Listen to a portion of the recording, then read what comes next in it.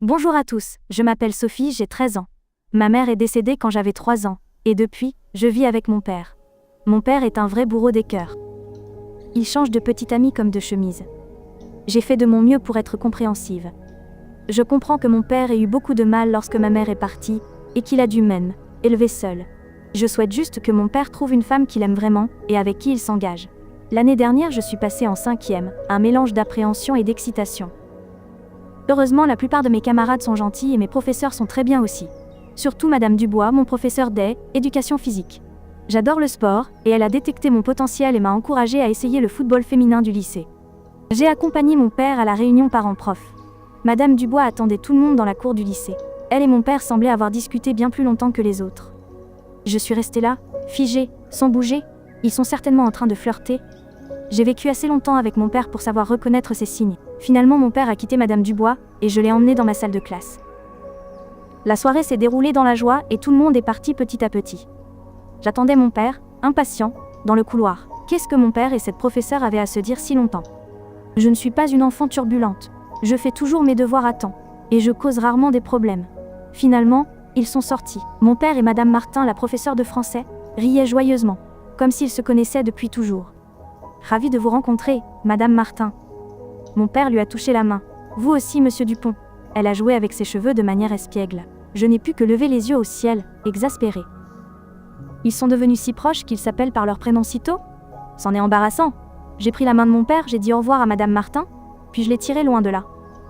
Il s'avère que mon père flirtait avec la professeure de PS dans la cour, car la semaine suivante, elle se présentait à notre porte pour dîner. En tenue de sport, et en plus coiffée et maquillée joliment, il m'a fallu un moment pour la reconnaître. Mais ensuite, j'ai su que Sai était Madame Dubois. J était furieuse contre mon père. Au moins, mon père aurait pu me prévenir d'un mot que la dame venait. Moi, j'ai été assise, vêtue de mon pyjama rose. C était une situation vraiment délicate. Mon père et Madame Dubois étaient visiblement très heureux, ils se taquinaient tout au long du repas. Si était agaçant, mais peut-être que je pourrais utiliser cette situation à mon avantage. Pour éviter quelques entraînements de basketball épuisants, par exemple. Mes études au collège se passaient bien et il s'avérait que J était plutôt douée en français. Madame Martin était très gentille avec moi, elle expliquait toujours patiemment quand je faisais une erreur. Un jour après les cours, alors que Madame Dubois m'expliquait quelque chose, son téléphone vibra sur le bureau. Elle ne le regarda pas, mais j'ai aperçu « elle ». Écran.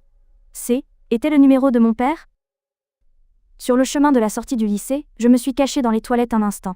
Alors que J était sur le point de sortir, j'ai entendu des voix dans le couloir. « Pardonnez-moi, je suis en classe. À ce soir, Monsieur Dupont. Tu me manques tellement. » J'avais hâte de savoir où il m'emmènerait pour ce rendez-vous galant. J'ai entrouvert la porte, et j'ai vu Madame Martin parler au téléphone. Je me suis appuyée contre la porte des toilettes, incrédule. Mon père aurait-il des rendez-vous avec les deux professeurs en même temps? À ce moment-là, la concierge a ouvert la porte, me faisant tomber. C'est la catastrophe. En rentrant, j'ai confronté mon père immédiatement.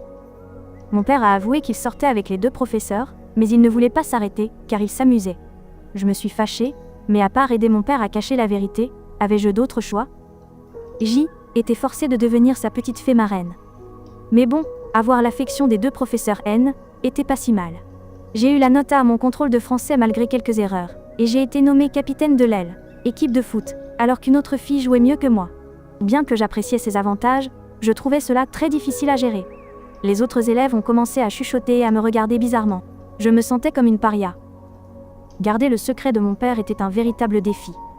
Une fois, après école, alors que j'allais prendre le bus, Madame Dubois m'a demandé si je voulais venir avec elle, car elle avait fait des astérisques chouquettes astérisques et voulait m'en apporter à la maison. Je savais que Madame Martin viendrait après les cours. J'ai paniqué, et j'ai laissé échapper la première excuse qui m'est venue à l'esprit. Que J était allergique aux cacahuètes au point de ne pas pouvoir m'asseoir dans sa voiture.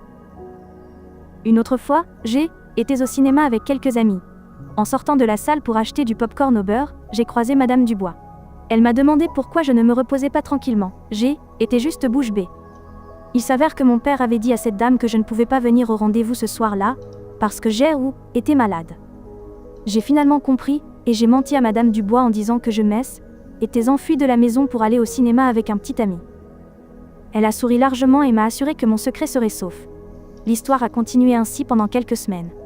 Puis soudainement un jour, tout a changé et ma vie s'est transformée en enfer. Madame Dubois m'a fait aller chercher moi-même les équipements de sport lourds. Elle a haussé le ton quand j'ai raté un tir au but, et elle m'a même retiré mon titre de capitaine de l'aile, équipe de foot. Puis, pendant le cours de français, Madame Martin m'a rendu mes devoirs avec un D-. Puis elle a commencé à me poser constamment des questions sur des choses que nous n'avions pas encore apprises, et semblait agacée quand je ne pouvais pas répondre. J'ai demandé à mon père s'il y avait un problème, il a dit que tout allait bien, il sortait toujours avec les 2 dames. Mon père a blâmé mon état de tristesse sur mes gavots. Règle. Ce week-end-là, mon père était en train de dîner avec Madame Dubois, quand Madame Martin est apparue. Les 2 dames se sont disputées, ont renversé du vin et de la bière sur mon père. Elles ont discuté dans la salle des professeurs et ont découvert qu'elles sortaient toutes les 2 avec le même homme, alors elles ont élaboré un plan pour se venger de ce charlatan. Maintenant les 2 professeurs sont en colère contre mon père pour ce qu'il a fait. C'est vraiment dommage, maintenant je déteste aller à l'école. Je suis en colère. Ce n'est pas ma faute. J'avais dit à mon père de ne plus sortir avec ces 2 dames. Pourquoi me blâmerait-elle pour ce que mon père a fait? Je déteste mon père plus que tout. Il a causé toutes ces histoires et pire encore, il semble ne pas s'en soucier. Mon père a déjà un autre rendez-vous. Comment puis-je lui faire comprendre que ces gestes égoïstes ont ruiné ma vie scolaire et m'ont causé tant de chagrin?